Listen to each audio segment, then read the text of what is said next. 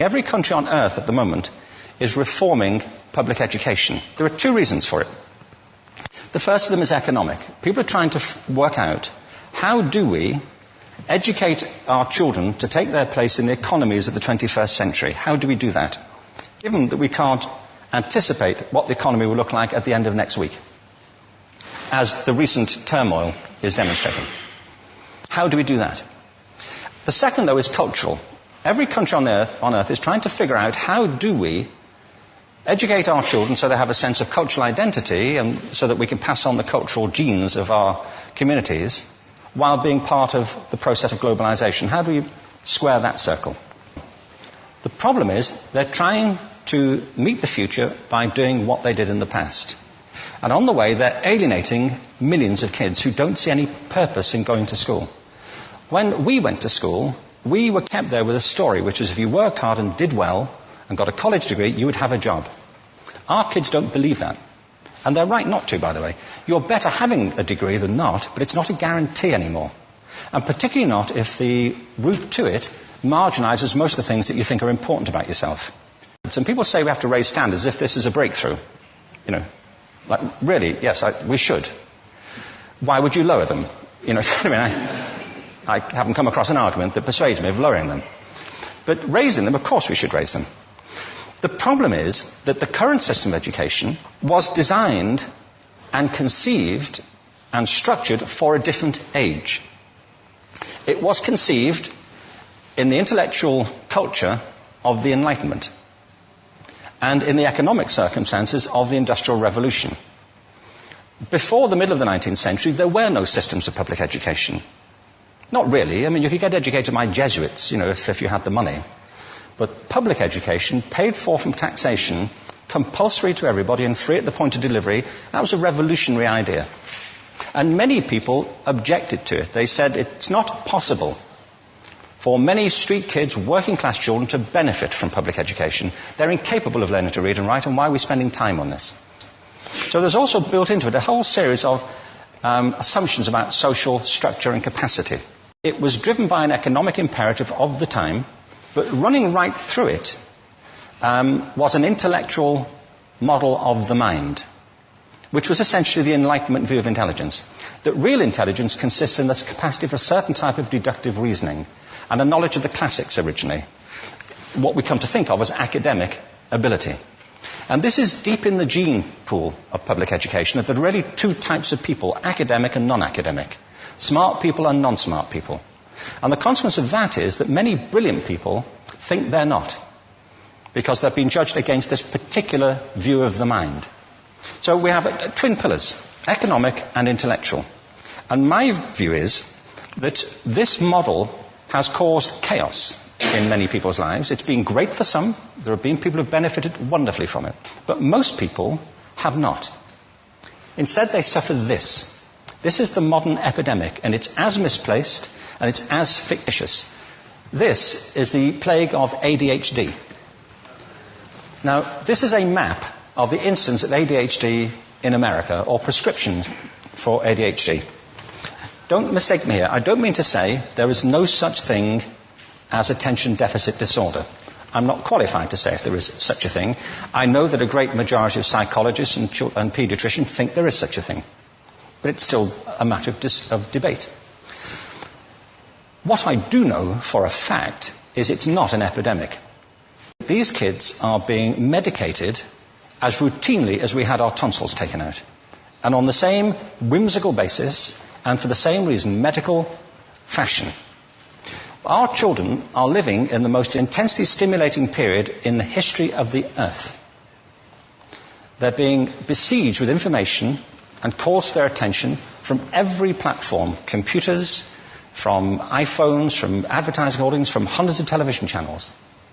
And we're penalizing them now for getting distracted. From what? You know, boring stuff. At school, for the most part. It seems to me it's not a coincidence totally that the incidence of ADHD has risen in parallel with the growth of standardized testing. Now, these kids are being given Ritalin and Adderall and all manner of things, often quite dangerous drugs, to get them focused and calm them down. But according to this, attention deficit disorder increases as you travel east across the country. People start losing interest in Oklahoma.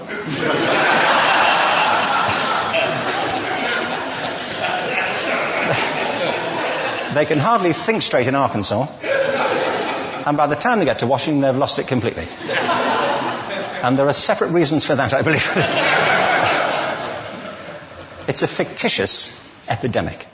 If you think of it, the arts, and I don't say this exclusively of the arts, I think it's also true of science and of maths, but I say about the arts particularly because they are the victims of this mentality currently, particularly.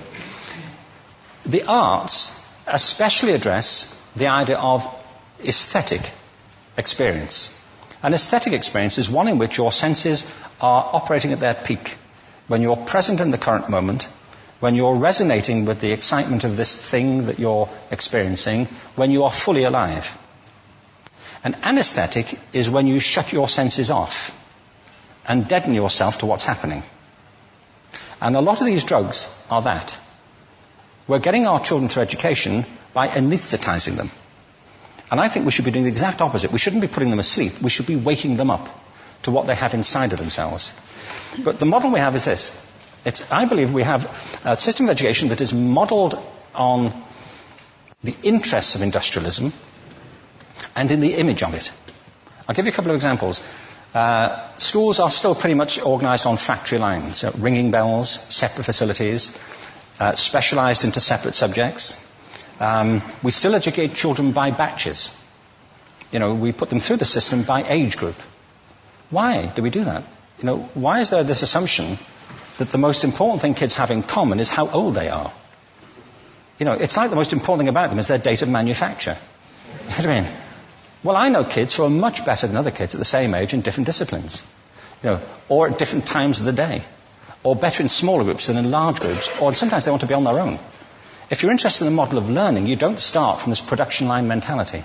It's essentially about conformity, and increasingly it's about that as you look at the growth of standardized testing and standardized curricula. And it's about standardization. I believe we've got to go in the exact opposite direction. That's what I mean about changing the paradigm. There was a great study done recently of divergent thinking. Published a couple of years ago. Divergent thinking isn't the same thing as creativity. I define creativity as the process of having original ideas that have value. Divergent thinking isn't a synonym, but it's an essential capacity for creativity. It's the ability to see lots of possible answers to a question, lots of possible ways of interpreting a question, to think what Edward de Bono would probably call laterally, to think not just in linear or convergent ways, to see multiple answers, not one. So, there are tests for this. One kind of cod example would be, people might be asked to say, how many uses can you think of for a paperclip?